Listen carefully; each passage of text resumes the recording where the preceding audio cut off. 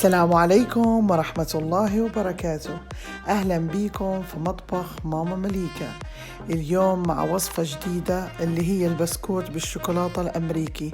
طبعا هاي الوصفة بيحبوها كبار وصغار، وهاي الوصفة كتير بعملها لأولادي وبيحبوها ولأصحابهم، وحبيت أشاركها معاكم. إن شاء الله وصفة اليوم تنال إعجابكم. تعالوا معي نشوف مع بعض المقادير وطريقة التحضير، وأتمنى لكم فرجة ممتعة.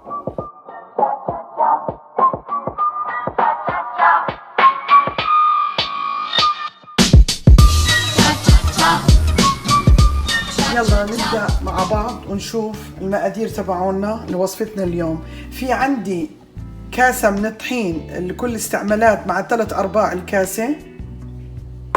في عندي كاسة من السكر البني.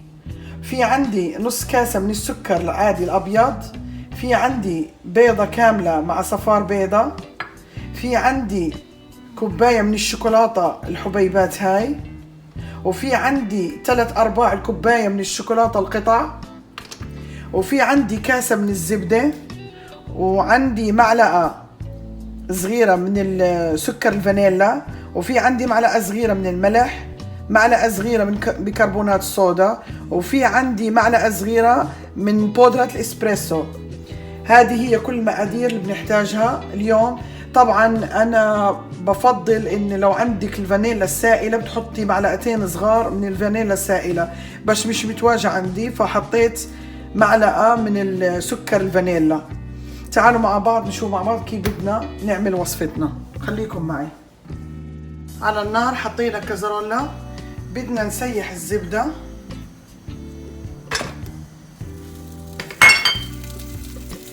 وبدنا نوطي النار.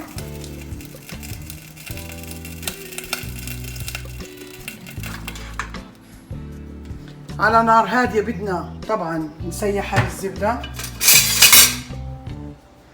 ما بدنا النار عالية لأن بدنا نسوي النوازيت، يعني زبدة بنية بس بدناش نحرقها.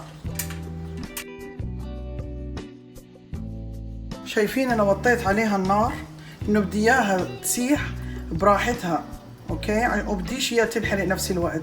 بدنا كل السوائل هاي تتشرب، عشان هيك أنا وطيت عليها النار. شايفين كيف لما تصير تكون عنا هاي الرغوة فوق بدك تضلي حواليها لحد ما هيك تصير على بنية وسط، بني وسط. شايفين هيك خلاص بكفيها. شايفين كيف صارت هيك على بني؟ خلاص هيك بدنا نطفي عليها ونصفيها. هلا بدنا نحط المواد الجافة اللي هي الطحين. طبعا هاي المرحلة كتير ضرورية انك تنخلي الطحين.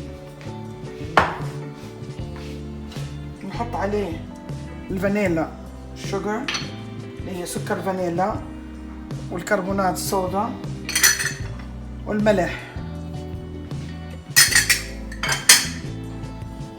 هلا بنخلهم مع بعض.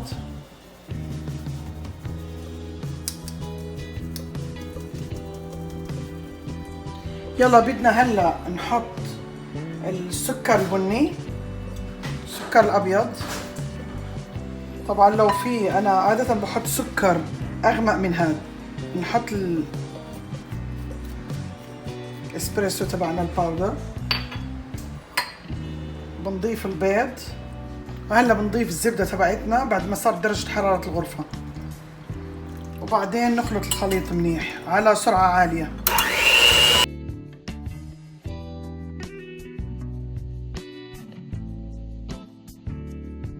هلا لو ضل طحين على الجناب مش مشكلة، لسه بدنا نحط الشوكولاتة ونخلطهم. هلا بندير الشوكولاتة تبعتنا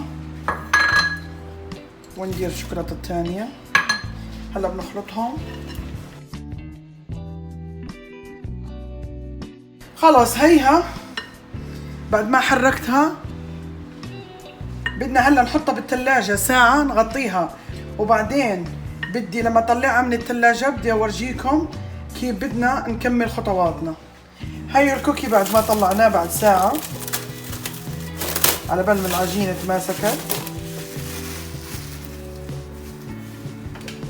هلا بدنا بالايس كريم سكوب هيك عشان يجونا الحبات متساويات مع بعض.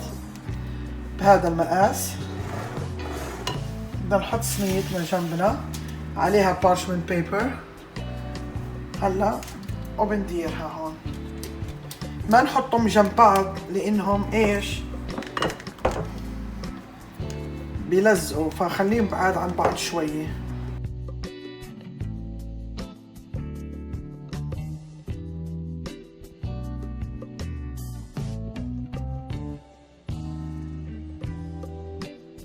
هيو بعدناهم على بعض، ما تخليهم قراب من بعض. يعني بالصينية حطيت 6 لانهم بفردوا لما نخبزهم.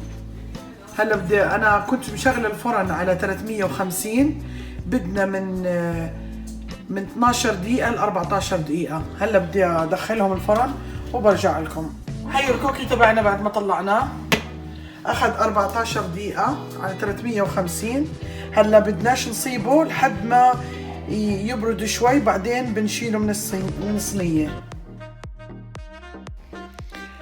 هيو الكوكي تبعنا بعد ما جهز، ريحته كتير طيبة وشهية. طبعا الكل بيحبه، كبار وصغار. أتمنى تجربوها وتقولوا لي رأيكم، ولا تنسوني باللايك والاشتراك والشير مع الأصدقاء. وإذا كنتوا بتحضروا لأول مرة قناتي ما تنسوا تشتركوا معي وتفعلوا الجرس عشان يجيكم كل جديد. وشكرا على مشاهدتكم، وإلى فيديو قادم إن شاء الله.